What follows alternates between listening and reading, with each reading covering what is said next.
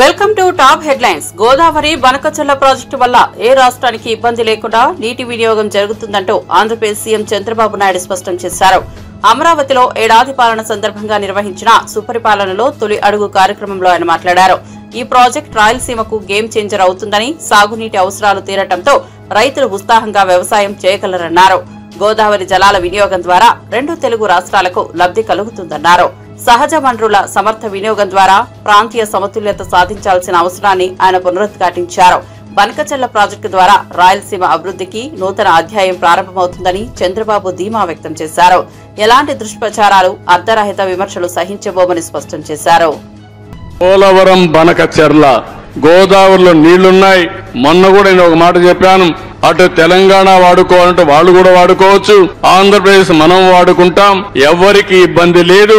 కాబట్టి వాళ్ళని అదే స్టేట్మెంట్ నేను ఇచ్చాను. ఈ రెండు రాష్ట్రాలు, తెలుగు రాష్ట్రాలు బాగుపడాలంటే గోదావరి నీళ్లు వాడుకునే అవకాశం ఇద్దరికీ ఉంది. 100 సంవత్సరాల చరిత్ర చూస్తే 3000 టీఎంసీ నీళ్లు సముద్రంలోకి పోతున్నాయి. రెండు రాష్ట్ర ప్రభుత్వాలు వాడుకున్నా ఒక 200 టీఎంసీ ఇక్కడ వాడినా, అక్కడ ఒక 200 టీఎంసీ వాడినా దానికంటే ఎక్కువ వాడుకునే అవకాశాలు లేవు. ఆ విషయమే నేను చెప్పాను. దానిపైన వర్కౌట్ చేస్తున్నాం అని చెప్పి కూడా నేను మీకు తెలియజేస్తున్నా. కూటమి ప్రభుత్వం విజయవంతంగా ఏడాది పాలనను పూర్తి చేసుకుందంటూ ఆంధ్రప్రదేశ్ డిప్యూటీ సీఎం పవన్ కళ్యాణ్ పేర్కొన్నారు. అమరావతిలో జరిగిన సుపరిపాలనలో తొలి అడుగు సదస్సులో మాట్లాడుతూ తాను ఎప్పుడూ రాష్ట్ర మేలు కోసమే ఆలోచిస్తానని స్పష్టం చేశారు. 2019లో అధికారంలోకి వచ్చిన వైఎస్ఆర్సీపీ ప్రభుత్వం పూర్తిగా విధ్వంస పాలనలే అందించిందని ఆరోపించారు. అప్పటి ప్రభుత్వం నాశనం చేసిన వ్యవస్థలను పునర్నిర్మించేందుకు కూటమి కట్టుబడిందని తెలిపారు. ప్రజల సంక్షేమం, పారదర్శక పాలన, యువతకు ఉద్యోగ అవకాశాలు, రైతులకు వాస్తవ న్యాయం అందించేందుకు కూటమి ప్రభుత్వం చొరవ తీసుకుంటోందన్నారు. చంద్రబాబు, లోకేష్ తో కలిసి రాష్ట్రాన్ని అభివృద్ధి మార్గంలో నిలబెట్టేందుకు తాను ఏ విషయంలోనూ వెనుకాడనని పవన్ కళ్యాణ్ పునరుద్ఘాటించారు. కార్యదర్శి కె విజయానంద్ గారికి నా హృదయపూర్వక నమస్కారాలు. సుపరిపాలనలో తొలి అడుగు కార్యక్రమానికి విచ్చేసిన గౌరవ కేంద్ర మంత్రి వర్యులందరికీ పేరు పేరున, అలాగే రాష్ట్ర మంత్రి వర్యులకి పేరు పేరున, గెలిచిన పార్లమెంట్ సభ్యులకి, గౌరవ శాసన మండలి సభ్యులకి, శాసనసభ్యులకి పేరు పేరున నా హృదయపూర్వక నమస్కారాలు. అఖిల భారత సర్వీస్, ఆల్ ఇండియా సర్వీసెస్ అధికారులందరికీ, నియోజకవర్గ ప్రత్యేక అధికారులకి అందరికీ నా హృదయపూర్వక నమస్కారాలు, ధన్యవాదాలు. మీరు ఇక్కడికి వచ్చేసినందుకు. ఈ సంవత్సరం మేము పూర్తి చేసుకోవటం చాలా కష్టాల మధ్య వచ్చాము, చాలా ఒత్తిళ్ల మధ్య. ఒక 5 సంవత్సరాలు ప్రత్యేకించి నేను 2014 నుంచి రాష్ట్ర విభజన జరిగినప్పటి నుంచి ఆంధ్రప్రదేశ్ అభివృద్ధి బాగుండాలని ఆకాంక్షించే వ్యక్తిని. వచ్చే గొడవలకి విభజన జరిగితే ఎలా అయిపోయిందో మనం చూస్తూ వచ్చాం. అందుకని ప్రత్యేకంగా నేను ఆంధ్రప్రదేశ్ బాగు కోసం నేను ఎప్పుడూ నిస్వార్థంగా చేసుకుంటూ వచ్చాను. 2014 నుంచి 2019, 2019 నుంచి 2024కి ప్రభుత్వం మారిన వెంటనే ఒక కన్స్ట్రక్టివ్ అప్రోచ్ నుంచి ఒక డిస్ట్రక్టివ్ అడ్మినిస్ట్రేషన్, డిస్ట్రక్టివ్ గవర్నెన్స్ మొదలైంది. ఇది ప్రజాస్వామ్య హితాన్ని కోరుకునే ప్రతి ఒక్కరికి కూడా చాలా ఆందోళన కలిగించింది. ఈరోజు మేము గౌరవ ముఖ్యమంత్రి గారి నాయకత్వంలో సాధించినవన్నీ చెప్పబోయే ముందు అసలు ఈ పరిస్థితికి ఎలా వచ్చాం, మీకు కూడా ముఖ్యంగా అధికారులు ఉన్నారు, గౌరవ శాసనసభ్యులు ఉన్నారు, ఒకసారి మనం గుర్తుకు తెచ్చుకోవడం చాలా చాలా అవసరం. ఎందుకంటే మనం చాలా త్వరగా మర్చిపోతాం. మన మీద కూడా చాలా బాధ్యత. రాష్ట్రంలో కాంగ్రెస్ ప్రభుత్వం అధికారంలోకి రావడానికి ఇచ్చిన 2 లక్షల పంట రుణమాఫీ హామీ ఇప్పటికీ పూర్తిగా అమలు కాలేదని కేంద్ర మంత్రి కిషన్ రెడ్డి విమర్శించారు. తెలంగాణ గ్రామీణ బ్యాంకులోనే 15,000 మంది అర్హులైన రైతుల రుణాలు మాఫీ కాకపోవడం ప్రభుత్వ వైఫల్యానికి నిదర్శనమని తెలిపారు. మర్రి చెన్నారెడ్డి మానవ వనరుల అభివృద్ధి కేంద్రంలో జరిగిన బ్యాంకర్ల సమావేశంలో పాల్గొన్న కిషన్ రెడ్డి రాష్ట్ర ప్రభుత్వం తక్షణమే స్పందించి రైతులకు న్యాయం చేయాలన్నారు. బ్యాంకర్లతో సమావేశంలో కేంద్ర పథకాల అమలు, రుణాల పంపిణీపై చర్చ జరిగినట్లు వివరించారు. 2013-14లో వ్యవసాయ రుణాలు 27,676 కోట్లుండగా ఇప్పుడు 1,37,346 కోట్లకు పెరిగాయని తెలిపారు. ఇది కేంద్రం రైతుల పట్ల చూపుతున్న బలమైన మద్దతుకు నిదర్శనమన్నారు. రాష్ట్ర వ్యాప్తంగా 600 కొత్త బ్యాంకు శాఖలు, 80,931 బ్యాంక్ కరస్పాండెంట్లు సేవలందిస్తున్నారని తెలిపారు. రాష్ట్ర ప్రభుత్వం కేంద్ర పథకాలను సమర్థంగా అమలు చేయాలంటూ కిషన్ రెడ్డి సూచించారు. ఆ సంఖ్య ఈరోజు 6,600 బ్రాంచీలుగా ఈరోజు పెరగడం జరిగింది. అంతేకాకుండా ముఖ్యంగా ఈరోజు బ్యాంకు కరస్పాండెంట్స్ తెలంగాణ రాష్ట్రంలో 80,931 మంది ఈరోజు తెలంగాణ రాష్ట్రంలో గ్రామీణ ప్రాంతాల్లో ప్రజలకు బ్యాంకింగ్ సేవలు మరింత దగ్గరగా తీసుకెళ్లడం కోసము నియమించడం జరిగింది. ఆ రకంగా బ్యాంకింగ్ కరస్పాండెంట్స్ 80,931 మంది తెలంగాణ రాష్ట్రంలో ఈరోజు పనిచేస్తూ ఉన్నారు.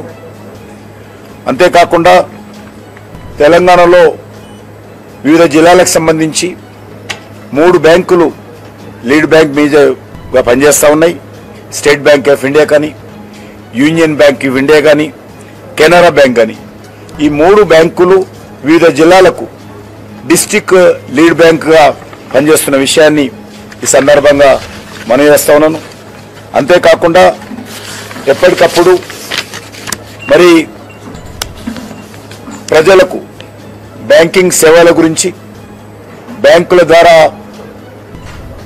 మరి సేవలు పొందడం కోసం కావలసినటువంటి సహకారం గురించి అవగాహన కల్పించేటువంటి కార్యక్రమంలో కూడా మరి పెంచాలని చెప్పి ఎప్పటికప్పుడు మరి ప్రజలకు బ్యాంకు నుంచి ఏ రకమైనటువంటి సేవలు కావాలి, విద్యార్థులైతే ఏ రకంగా ఎడ్యుకేషన్ లోన్స్ కావాలి, ఇల్లు కట్టుకోవాలంటే ఏ రకంగా బ్యాంకుల దగ్గరికి వెళ్ళి ఇంటి లోన్ తీసుకోవచ్చు, అదేవిధంగా కిసాన్ క్రెడిట్ కార్డు లేకపోతే వైఎస్ఆర్సీపీ అధినేత జగన్ లో పాపభీతి ఉందా అని ప్రశ్నిస్తూ పీసీసీ అధ్యక్షురాలు షర్మిల తీవ్ర వ్యాఖ్యలు చేశారు. కారు కింద పడి చనిపోయిన వైసీపీ అభిమాని సింగయ్యను ఈడ్చుకుంటూ వెళ్లడమే కాకుండా ఆ దృశ్యాన్ని ఫేక్ వీడియో అంటూ ప్రజలను మభ్యపెడుతున్న జగన్ తీరును దుర్మార్గమన్నారు. తిరుపతి జిల్లా శ్రీకాళహస్తిలో జరిగిన కాంగ్రెస్ నేతల సమావేశంలో పాల్గొన్న ఆమె ప్రజల మనోభావాలను తొలిచేలా జగన్ వ్యవహరిస్తున్నారని ఆగ్రహం వ్యక్తం చేశారు. బాధ్యతాయుతంగా వ్యవహరించాల్సిన సమయంలో జగన్ మౌనం వీరంగంగా మారిందని విమర్శించారు. అసలు నిజం బయటపడకుండానే వీడియో కల్పితమని తేల్చేయడం ఏంటని ప్రశ్నించారు. ఈ అంశంపై సాక్ష్యాధారాలతో సహా న్యాయపరమైన పోరాటం చేస్తానని ఆమె స్పష్టం చేశారు. ప్రజల ప్రాణాలు అణగారేలా చేసిన ప్రభుత్వాన్ని చరిత్ర మర్చదని హెచ్చరించారు. ఇది ముమ్మాటికి జగన్మోహన్ రెడ్డి గారి నిర్లక్ష్యం. మీ అభిమానిగా, మీ కార్యకర్తగా, మీ పార్టీ కార్యక్రమానికి ఒక మనిషి వస్తే ఆ మనిషి మీ షేక్ హ్యాండ్ కోసమని ఆ గుంపులో పడి మీ కార్ కింద పడితే కార్ కింద పడిన వాడిని అలాగే ఈడ్చుకుంటూ ఆ మనిషి కనీసం ఏమయ్యాడు, ఎలా ఉన్నాడు, ఆ మనిషి పరిస్థితి ఏమిటి అని కూడా ఎవరూ పట్టించుకోకుండా పక్కకు లాగి పడేస్తే ఈ కాన్వాయ్ అలాగే వెళ్ళిపోయిందట. ఒక క్షమాపణ చెప్పకుండా మా ఉద్దేశం అది కాదు అని అన్నా చెప్పాల్సింది, లేదా ఆ కుటుంబాన్ని పరామర్శించి కనీసం 5 కోట్లో 10 కోట్లో సహాయం చేసి తప్పైపోయింది అని ఒప్పుకుంటే అది ఒక రకం. ఒక అపాలజీ లేకుండా మళ్ళీ దాన్ని కప్పిపుచ్చుకునే ప్రయత్నం. మీకు ఏదైనా పాప భీతి అన్నది ఏదైనా ఇంకా మిగిలిందా? దీన్ని విచారణ జరగాలి. కారులో ఉన్న అందరూ విచారణకు రావాలి. అధికారం ఉన్నప్పుడు 5 సంవత్సరాలు ఎప్పుడూ బయటికి రాలేదు, కానీ అధికారం పోయాక ఇప్పుడు ప్రతి సభ, ప్రతి కార్యక్రమంలో జన సమీకరణ, బల ప్రదర్శనే. వీళ్ళేం నాయకులండి? గతేడాది ఎన్నికల్లో గెలిచింది నిజంగా రాష్ట్ర ప్రజలేనని మంత్రి నారా లోకేష్ స్పష్టం చేశారు. అమరావతిలో సుపరిపాలనలో తొలి అడుగు పేరుతో నిర్వహించిన కూటమి ప్రభుత్వ ఏడాది పాలన సదస్సులో ఆయన మాట్లాడారు. వైఎస్ఆర్సీపీ 5 ఏళ్ల హయాంలో ఆంధ్రప్రదేశ్ ను అప్పుల ఊబిలోకి నెట్టేసిందని తీవ్ర విమర్శలు చేశారు. ఒక్క పరిశ్రమను కూడా రానియని పాలనతో రాష్ట్రాన్ని అభివృద్ధి దిశకు తీసుకెళ్లకుండా నాశన దిశకు నడిపించారని ఆరోపించారు. ఇప్పుడు తొలిసారి ప్రజల ఆశలకు అనుగుణంగా పాలన సాగుతున్నదని, రాష్ట్ర పునర్నిర్మాణం ప్రారంభమైందని తెలిపారు. మళ్లీ ప్రజలకు సంక్షేమం, అభివృద్ధి ఒకేసారి కనిపించే విధంగా కృషి చేస్తామన్నారు. కూటమి ప్రభుత్వం తొలి సంవత్సరం నుంచే పారదర్శకత, జవాబుదారీ పాలనకు ప్రాధాన్యత ఇస్తోందని చెప్పారు. వచ్చే సంవత్సరాల్లో ఈ ప్రగతిని మరింత వేగవంతం చేస్తామని నారా లోకేష్ హామీ ఇచ్చారు. ఇచ్చే సబ్సిడీ కూడా రద్దు చేశారు. ఇంకా వెలుగొండ ప్రాజెక్ట్ పూర్తి కాకుండా ముందల్నే జాతికి అంకితం చేసే సందర్భాలు మనం చూసాం. కప్పుడు నీళ్లు పోసి కుప్పంకు నీరు తీసుకొచ్చామని ఆనాటి పాలకులు అన్నారు. కడప స్టీల్ ప్లాంట్ కి 2 సార్లు శంకుస్థాపన చేశారు. అక్కడ కనీసం ఒక్క ఇటుక కూడా పడలేదు.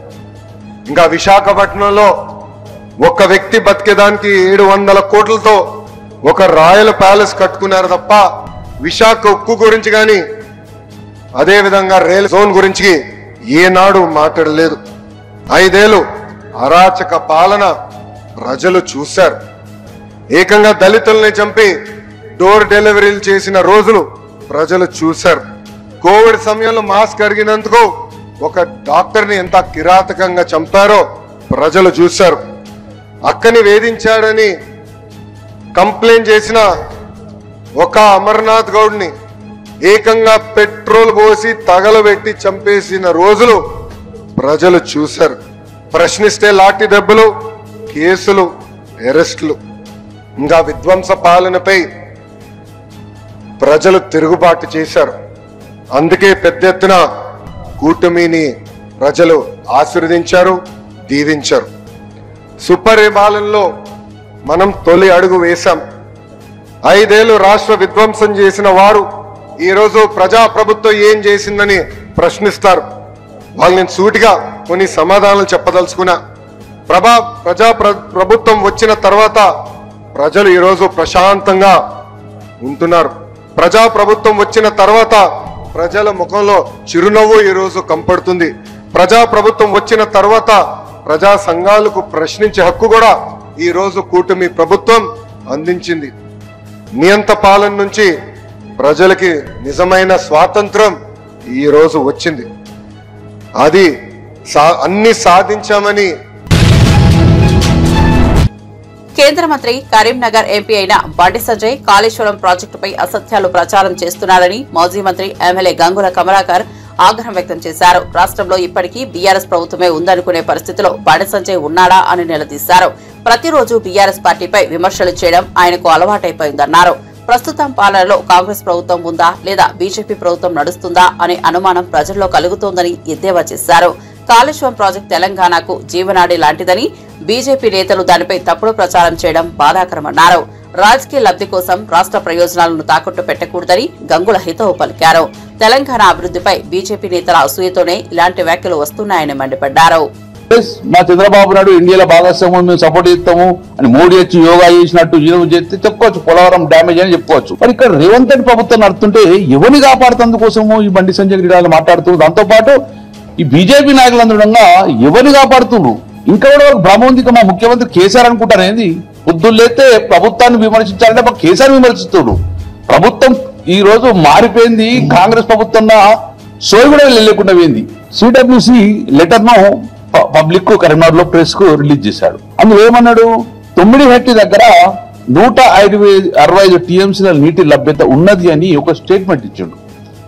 ఎవరు? బండి సంజయ్ గారు అని ఒక ఇదే లెటరు దాన్ని సూచించడం జరిగింది. సిడబ్ల్యూసి పంపిన లెటరు. ఇదే లెటర్ను కూడా మళ్ళీ మీ ద్వారానే నేను ప్రజలకు చెప్తున్నా. కానీ ఇక్కడ ప్రాబ్లం ఏంటంటే ఈయన మధ్య సగమే చదివి ప్రజలకు చెప్పిండు, ప్రెస్కు సగమే చెప్పిండు, మొత్తం కంప్లీట్ కాలే. తమ్మిడిహెట్టి దగ్గర 165 టీఎంసీల నీటి నిల్వ ఉంటుంది.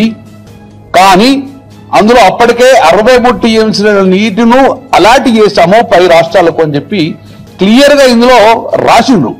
As evidence from the detailed water availability studies carried out project, this office in last few years, the net water available at the barrage location is about 165 TMC. And ikkadike చదివిండు ఇచ్చిండు. దాని further చదవాలి.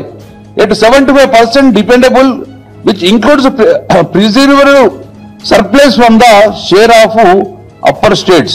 That is assuming the utilization of the upper side states limited to 75% availability of 63 TMC. అంటే దీని ఉద్దేశం ఏంటంటే అక్కడ maximum 160 TMC వస్తుంది, కానీ అందులో పై రాష్ట్రాలకు సంబంధించిన 63 టీఎంసీ కేటాయించేసినాం మేము. కాబట్టి ఇక మీకు ఉండేది 102 టీఎంసీలు మాత్రమే ఉంటది అని అన్నారు. దట్టు ఒక కండిషన్ పెట్టారు. ఏమని? ఆ 102 టీఎంసీలు కూడా ఎప్పుడు మీరు 148 మీటర్లు గిట్ట తగ్గిస్తే, తగ్గిమంటుంది డిమాండ్, 158 మీటర్లు గిట్ట కడితే అక్కడ మీకు ఆ 102 టీఎంసీ వస్తుంది. ప్రధాని మోదీ సహకారంతో వచ్చే 3 ఏళ్లలో వికసిత్ ఆంధ్ర లక్ష్యాలను సాధిస్తామన్న విశ్వాసాన్ని బీజేపీ రాష్ట్ర అధ్యక్షురాలు డాక్టర్ పురంధేశ్వరి వ్యక్తం చేశారు. అమరావతిలో జరిగిన సుపరిపాలనలో తొలి అడుగు సమావేశంలో ఆమె పాల్గొని మాట్లాడారు.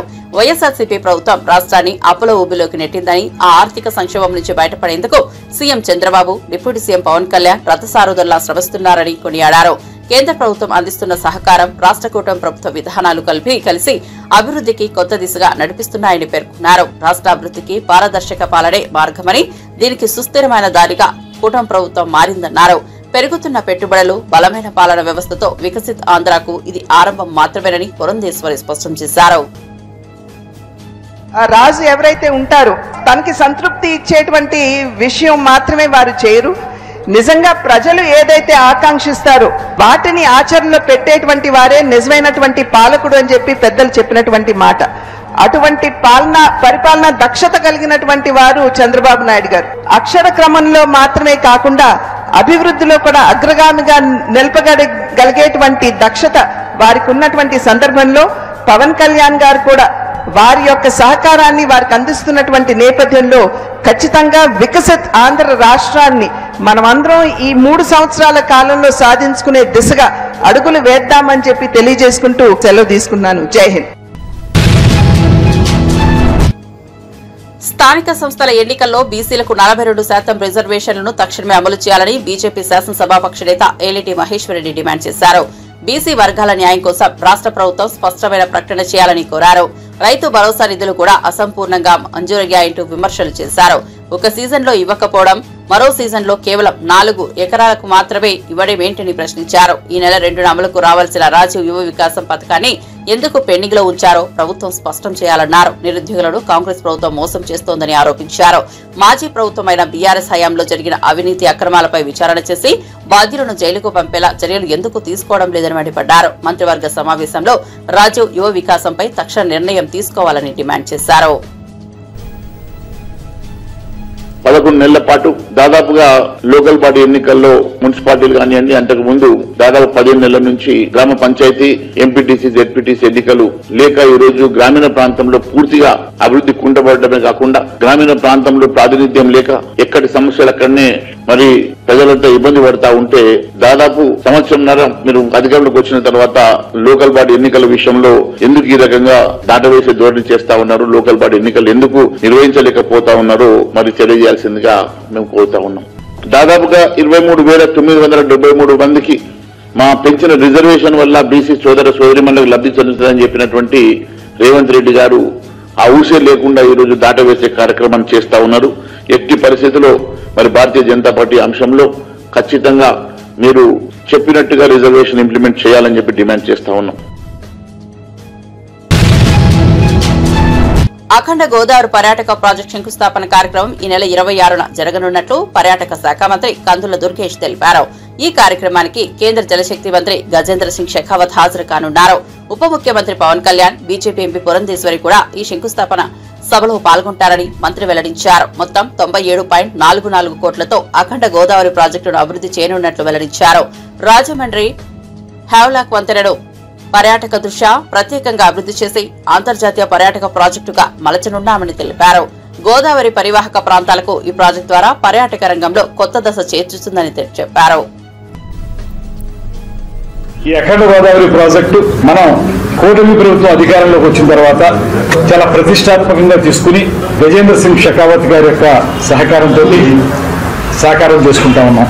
ఇప్పుడు ఈ ప్రాజెక్టు మొత్తంగా ఒక పక్కన మనకి రాజమండ్రిలో హ్యావలాక్ బ్రిడ్జి, అదేవిధంగా పుష్కర్ ఘాట్ సుందరీకరణ, దాంతోపాటు కడియం నర్సరీ దాన్ని ఒక సెంటర్గా తయారు చేయటం, దాంతోపాటు బ్రిడ్జి లంకలో టెంట్ హౌసెస్ కానీ బోటింగ్ కానీ ఇతరత్ర కార్యక్రమాలు చేసుకోవటం, వీటితో పాటు నిడదవోలు కోట సత్యమ్మ తల్లి టెంపుల్ దగ్గర ప్రయాణికులకి లేకపోతే భక్తులకి సౌకర్యాలు కల్పించే కార్యక్రమం, దాంతోపాటు అక్కడ కూడా గోదావరి కాలువ ప్రవహిస్తుంది కనుక అక్కడ గోదావరి హారతి ఘాట్ ఏర్పాటు చేసుకోవటం, దాంతోపాటు బోటింగు, అదేవిధంగా కెఫ్టేరియాలని పెట్టుకుని పర్యాటకులను ఆకర్షించాలనేటువంటి బృహత్తరమైనటువంటి ఆలోచనతో ఈ కార్యక్రమాన్ని మనం రూపుదిద్దాం.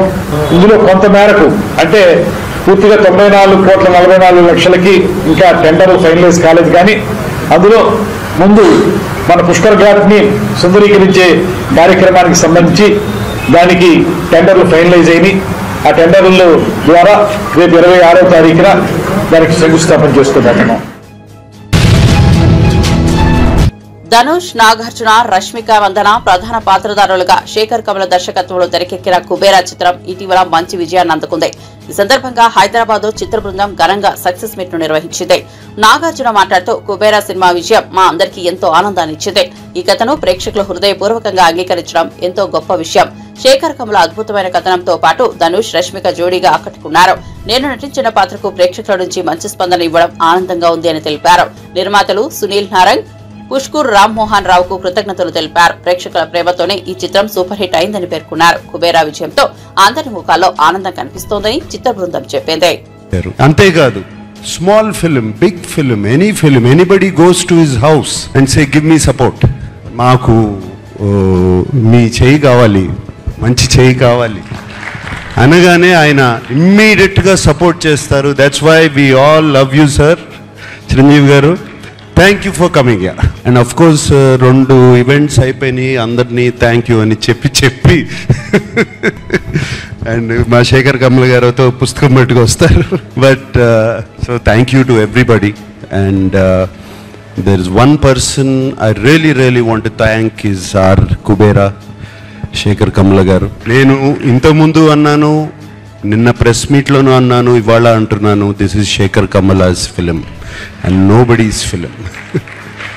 And Shekhar Kamala garu thriller తీసి thriller with a humanitarian touch and a social message ఎలా కుదిరిందండి ఇది? రెండు వర్కౌట్ అవ్వవు, మీకే కుదిరింది అది. And you are the only person who can do that. And ఈ సినిమాలో అందరూ పాత్రలు, nobody is name or anything.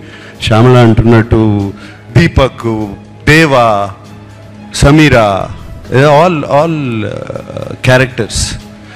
నాకు నిన్న ప్రెస్ మీట్లో ఎవరో ఎందుకు జర్నలిస్ట్ నాగేంద్ర అనుకుంటా, he ask me why did you do this character, ఎందుకు ఈ క్యారెక్టర్ చేసావు అని అడిగారు. నాకు శేఖర్ కమల గారు ఈ సినిమా చెప్పడానికి వచ్చినప్పుడు దీపక్ క్యారెక్టర్ చెప్పారు, అఫ్ కోర్స్ హోల్ ఫిల్మ్ చెప్పారు. దీపక్ క్యారెక్టర్ చుట్టూ అన్ని క్యారెక్టర్స్ తిరుగుతున్నాయి. దట్ సీమ్స్ టు బీ అది ఒక pivotal point, I mean it's central point. ఈ సినిమా నా సినిమా కదా అనుకుని చేశాను అని చెప్పాను. దాన్ని తీసుకెళ్ళి మన వెబ్సైట్స్ వాళ్ళు, సోషల్ మీడియా వాళ్ళు, సినిమాకు ముందు శేఖర్ కమల సినిమా అంటున్నాడు, సినిమా రిలీజ్ అయిన తర్వాత ఇది నా సినిమా అంటున్నాడు అని దీని మీద మీమ్స్ చేసి అది చేసి పంపారు. మళ్ళీ చెప్తున్నాను, ఈ సినిమా దేవా cinema, not Dhanush cinema, devas film. This film is Deepak's film. ఈ సినిమా సమీరా సినిమా, ఈ సినిమా ఖుష్బూ సినిమా. ఈ కుబేరా సినిమా మంచి విజయాన్ని సాధించిన నేపథ్యంలో చిత్ర బృందం హైదరాబాద్ లో సక్సెస్ మీట్ ను నిర్వహించింది. ఈ సందర్భంగా నటి రష్మిక మందన మాట్లాడుతూ, కుబేరా చిత్రం నా కెరీర్ లో ఒక మైలురాయిగా నిలిచింది. శేఖర్ కమల కథనానికి, పాత్ర గాఢతకు స్పందించిన ప్రేక్షకులందరికీ నా హృదయపూర్వక కృతజ్ఞతలు. నాగార్జున, ధనుష్ లాంటి నటునులతో కలిసి పనిచేయడం ఒక గొప్ప అనుభవం అని పేర్కొన్నారు. ప్రేక్షకుల ప్రేమే సినిమా విజయానికి మూలమన్నారు. తన పాత్రకు అందిన ప్రశంసలు, స్పందన జీవితాంతం గుర్తుండిపోతుందని చెప్పారు. ప్రేక్షకుల ప్రేమ ఎప్పుడు తనతో ఉండాలని ఆకాంక్షించారు. కుబేరా సినిమా విజయం యూనిట్ లో అందరిలో కొత్త ఉత్సాహాన్ని నింపిందన్నారు. ఓకే, ఒక కొత్త రోల్, ఒక డిఫరెంట్ ఫిల్మ్ చేయొచ్చా, మనము చేయాలా, ఇది ఇప్పుడు అగ్రీ అయితే ఇంకొక 1-2 yearsలో రిలీజ్ అవుతుంది. సో అప్పుడు ఎలా ఉంటుంది, ఆడియన్స్ పర్సెప్షన్ ఎలా ఉంటుంది, అవి ఇవి అని చాలా ఉంటాయండి. కానీ కుబేరా శేఖర్ గారు నాకు నరేట్ చేసేటప్పుడు the only thing I said to my self was సెట్కి వెళ్ళి సరెండర్ అయిపోవాలి, ఇంకా నేనేం కాదు శేఖర్ సరే అన్నీ చూసుకుంటారు. అంటే నాకేం తెలియదండి, నేను సెట్లో ఉన్నప్పుడు ఆనెస్ట్లీ సమీరా అనే క్యారెక్టర్ మీరు చూసుంటే అర్థమైపోయేది. అంటే ఈ అమ్మాయికి ఏం తెలియకుండా ఒక్కొక్క సిచ్యువేషన్లో వెళ్ళిపోతుంది, you know. And that was only possible because utmost surrender అయిపోయానండి. There was nothing like okay నా క్యారెక్టర్ ఇలా చేయాలి అలా చేయాలి, నేను హోంవర్క్ ఏం చేయలేదు. జస్ట్ అక్కడ వెళ్ళి డైరెక్షన్ టీమ్కి వెళ్ళిపోయి చెప్పిన, అంటే మీరు చూసుకోండి ఇంకా నా ట్రస్ట్ మీ పైన ఉంది అని చెప్పేసిన. అండ్ ఇప్పుడు మీరందరూ చూస్తున్నారు సమీరా అనే క్యారెక్టర్ ఇలా పోర్ట్రే అయిందంటే it is only because of the direction department. So guys, thank you so much. Thank you will be too little of a word to say to all of you, but thank you. అంటే ఇలాంటి character నాకు perform చేయొచ్చా చేయలేనా అని నేను చెప్పినట్టు doubt ఎప్పుడు ఉంటుంది, కానీ అలాంటి క్యారెక్టర్ మనకు రావాలంటే నేనే చాలా ఆశ్చర్యపడ్డానండి. ఎందుకంటే లైక్ అందరూ డాన్స్ చేయొచ్చు, డాన్స్ చేస్తా, మంచి మంచి కొరియోగ్రాఫర్స్ దొరికితే డాన్స్ చేస్తా, కో యాక్టర్స్ అంతా డాన్స్లో అంత ప్రోస్ అయి ఉంటే నాకు కూడా చాలా ఈజీ అవుతుంది. కానీ ఇక్కడ ట్వింకిల్ ట్వింకిల్ లిటిల్ స్టార్ ఉండేది, కానీ more than dance and glamour అది ఇది కాకుండా sir you showed people that I could actually perform. So, thank you. Dhanush sir, I watched the film and I was like, I messaged Dhanush sir saying, oh my god. Ante, that's all I said because I have always loved him. I've always loved you sir as a performer, and as a co-star I've always loved you in all these one film that I